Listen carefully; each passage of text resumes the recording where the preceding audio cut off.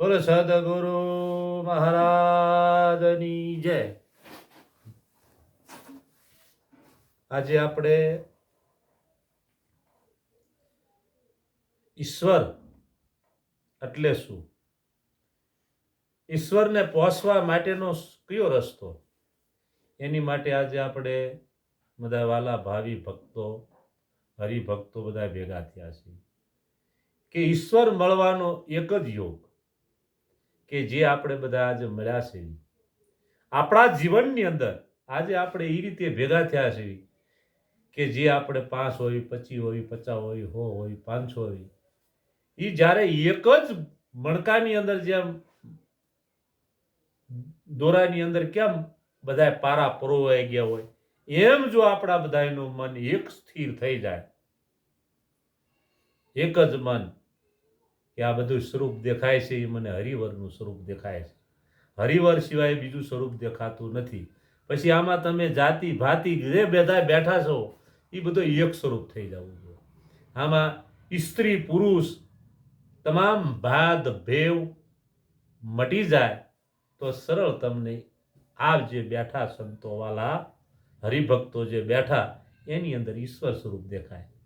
બાકી તમે એમ કહો કે હું સવારમાં વહેલો ઉઠીને 4 વાગ્યામાં સ્નાન કરું છું, આટલું આમ જળ ચડાવું છું, આનું આમ કરું છું, પછી હું 2 કલાક આ રીતે પૂજામાં બેસું છું, પણ જ્યાં સુધી તમારામાં અહમનો કટકો ઓગળે નહીં ત્યાં સુધી તમે ગમે એટલા પીપળે પાણી નીડો તો ભલે, ધૂપ દીપ કરો તો ભલે, મન મર્યા સિવાય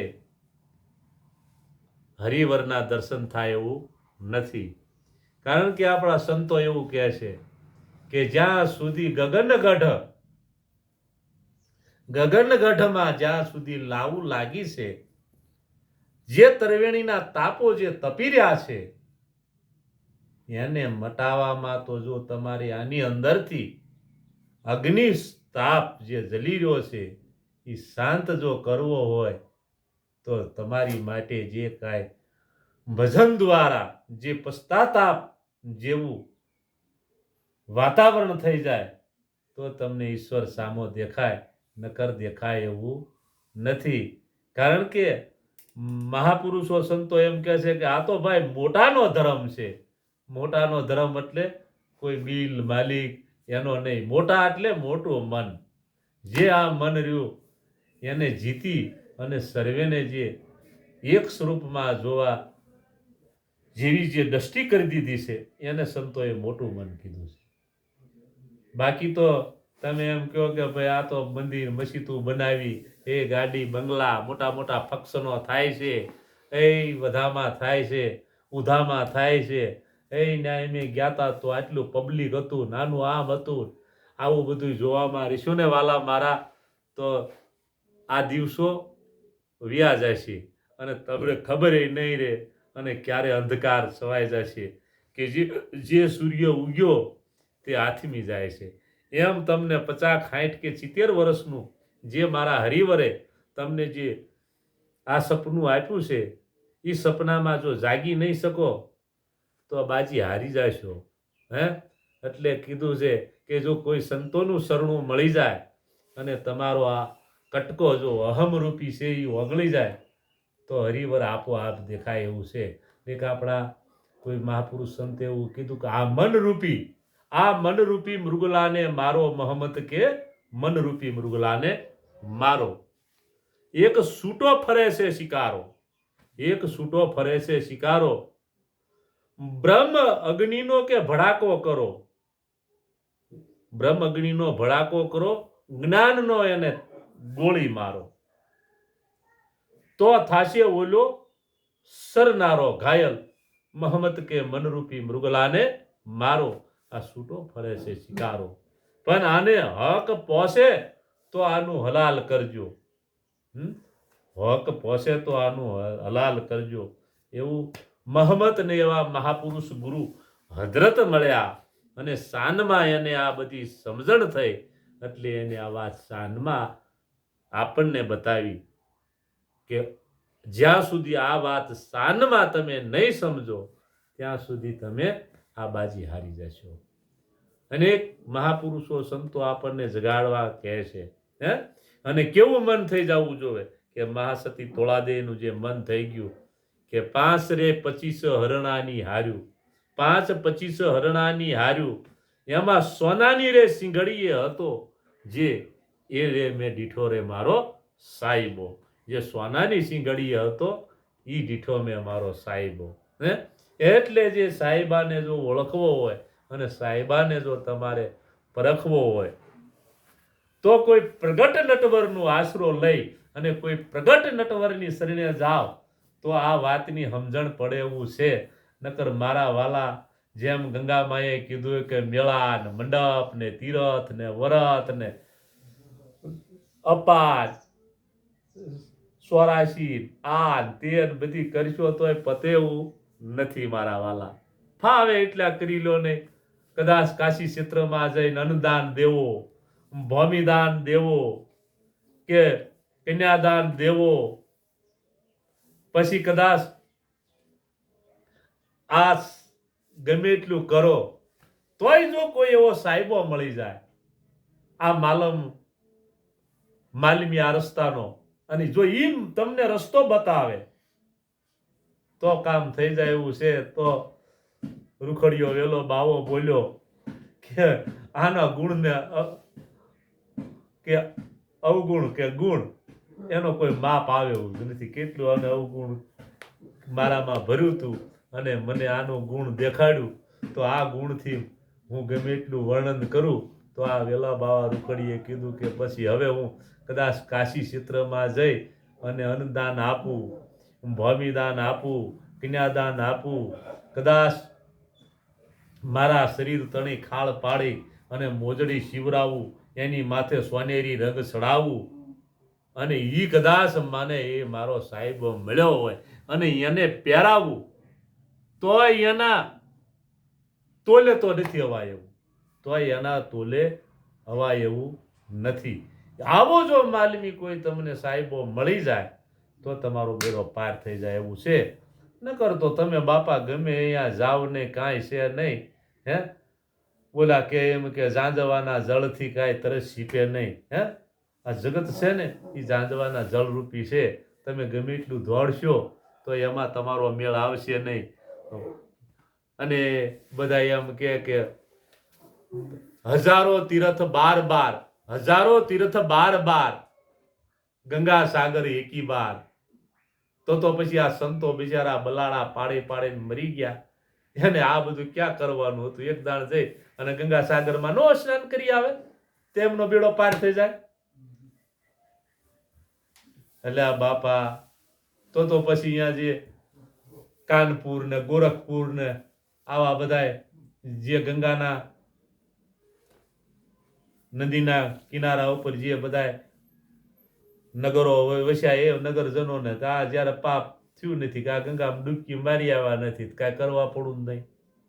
પણ આપણા સંતોએ એવું કીધું છે કે મનરૂપી આ જે મનરૂપી જો આ મૃગલો મરે અને જો મનને મારી અને આની અંદર આ બુદ્ધિરૂપી જે સમુદ્ર રહ્યો એની ઉપર એની અંદર એક ગુપ્ત ગંગા છે, એમાં જો માથા બોળ નાઈ લો બેહી તો તમારું કામ થઈ જાય એવું છે. નકર પતે બતે એવું નથી. અને બાપા જગતમાં તો તમે જ્યાં જુઓ અહીંયા તો વાણી પાણીના તો રાફડા ફાટ્યા છે. તમને એવા શબ્દ બોલે કે તમારી આ જે પૃથ્વી રહી ને થંભાવી દે બાપા. હે, પણ એ મનુષ્ય, એ આત્મા પરમાત્મા સુધી પહોંચવું હોય તો એક દાણ તું જમી વાળું પાણી કરીને હું ત્યારે એક દાણ હે આત્મા તું પશ્ચાતાપ કરજે. ક્યાંય હું શું લેવા આવ્યો તો અને હું એક મુસાફરી સૌ અને મારે શું કરવાનું છે? હે માનવ, કીર્તિ યશ મેળવવા માટે દોડમાં, કીર્તિ અને યશ મેળવવા માટે દોડમાં ભગવાન કૃષ્ણ પ્રમાદ જે માં જેવાને કીર્તિ અને યશ મેળવવા હાટું દોડ્યો તો હજી નરકની અંદર ભમી રહ્યો છે. શાસ્ત્રો કહે છે, પુસ્તકો આપણા કહે છે. જો તમારે હરિવરને પામવું હોય, શ્રી હરિના દર્શન કરવા હોય અને ઠેઠ તમારે આ આત્માનું કલ્યાણ કરવું હોય અને ઠેઠ સંતોની સાનિધ્યમાં કાયમ આની આ રીતે આનંદ અને ઉલ્લાસમાં રહેવું હોય તો મારા વાલા એક દાડ મટી જાઓ. બરાબર કે કીધું કે ખાક સે ખપી જાના બંધુ આ માટી સે મિલ જાના થોડા કરો અભિમાન એક દિવસ આ પવન સે ઉડી જાના. જે આની અંદર આપણે અંદર જે અભિમાનનો કટકો ભર્યો છે જો ઓગળી જાય બાપા તો કામ થઈ જાય એવું છે. હું કાંઈ કોઈ ઊંડી વાતું તમને કરતો નથી. બીજા ઘોડે મારા વાલા મને કાંઈ એવું બીજા ઘોડે ગળ સોપડતા આવડતું નથી. પણ એક દાણ પોતે પોતાના મારા નાથ આત્માને પૂછી જોજો ને નિર્મળ સ્વભાવ બનાવી અને એક દાણ જાતું કરી અને જોજો. જેટલું જાતું કરશો ને મારા વાલા એટલું તમારી સામે આવશે અને જાગો જાગો એવા જગાડવા વાળા બીજા આવશે. મારો પોતાનો અનુભવ થયો છે બાપા. મારા પોતાને આ વસ્તુ થઈ છે એટલે હું તમને કહું છું કે આજ ખબર ન હોય બેઠો 100 આપણે ભણ્યો નથી અંગૂઠા સાપસો છતાં મને આમ એવા મારા હરિવર એવા મારા સાહેબાએ મને એવા દર્શન કરાવ્યા. તો એક મારી વાત સાંભળો. ઝૂંપડીમાં હું રવાવાળો માણસ અને મને રાજસ્થાન સુધી આમ કે 2 દિવસ સુધી તો તમારે અહીં આવવું જોઈશે. અમારે ત્યાં સુરત સુધી ફોન આવે તમારે અમે તમને કઈ ભાડું આ તે સોફાનું જે લઈ દઈશું તમારે 2-5 દી આવવું જ જોઈશે. છતાં મારા આત્માની અંદર પાછો હું હૂતો ત્યારે તપસ્યા અને પશ્ચાતાપ કરું છું. ઓહો હરિવાર જે હામા આત્માની અંદર મને પરમાત્માનું સ્વરૂપ માની અને જો મને આટલો મને ભાવ અને પ્રેમ આપીને તેડાવતા હોય કે એની હું સોફાની ટિકિટ લઉં કે એના ભાડે હું જાઉં તો પાછું એ પ્રભુ ત્યાં મને એનું લૂણ ચડાવ્યું. મને એવી શક્તિ આવે એવી મને મારા વાલા ધંધાની અંદર બરકત આવે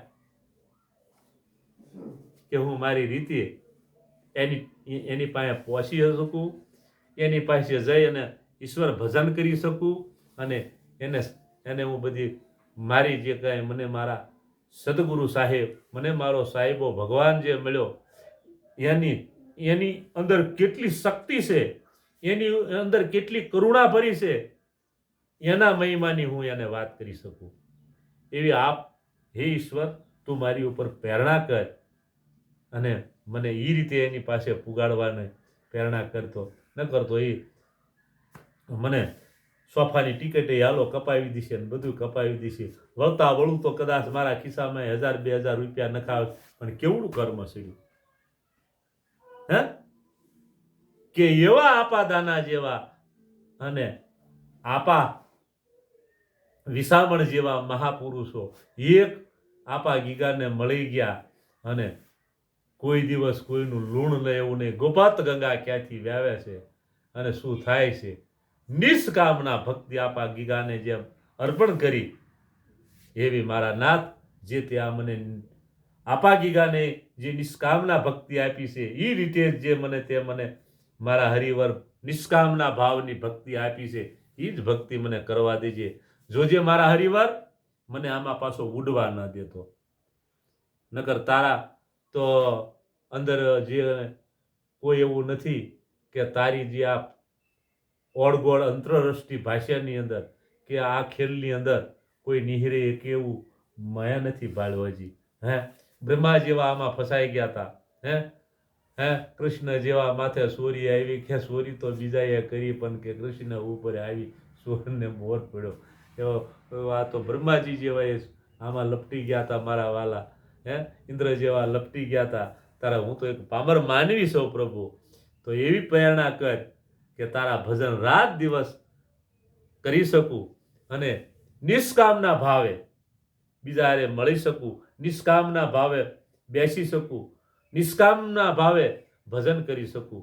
હે પ્રભુ હામાને હું ગમે તેવો દેખાતો એની અંદર મને કોઈ હું એવું નથી કરતો કે મને એનું દિલ જીતવા દે, એની અંદર મને પ્રેમ કરવા દે. નાય એ ભલે ને મારીથી કડવી દ્રષ્ટિએથી રહે કે ગમે કે પણ હે પ્રભુ મને એની ઉપર સમ દ્રષ્ટિએ જોવા દેજે. હે પ્રભુ મને નિખાલસ ભાવે જોવા દેજે. બરોબર મારા આત્માની અંદર પ્રભુ એવી શક્તિ આપજે કે હું સર્વે જગ્યાએ સર્વે સ્થળ જળમાં આપ તમારા દર્શન કરી શકું એવા જ મને પ્રેરણા કરજે અને એવી જ મારી ઉપર કરુણાની વાદળીઓ વરસાવજે. અને હું કહું છું અને જે કાંઈ આની અંદર સાંભળવાવાળા ભાઈઓ તથા બહેનો માતાઓ જે હોય તે આવી દ્રષ્ટિ રાખજો. જે મને મારા હરિવરે કીધું છે અને જે મારા હરિવર પાસેથી પ્રેરણા મળે છે એ હું આપને સમક્ષ જે હતું એ વાત કરીશું. બોલો સતગુરુ ભગવાન.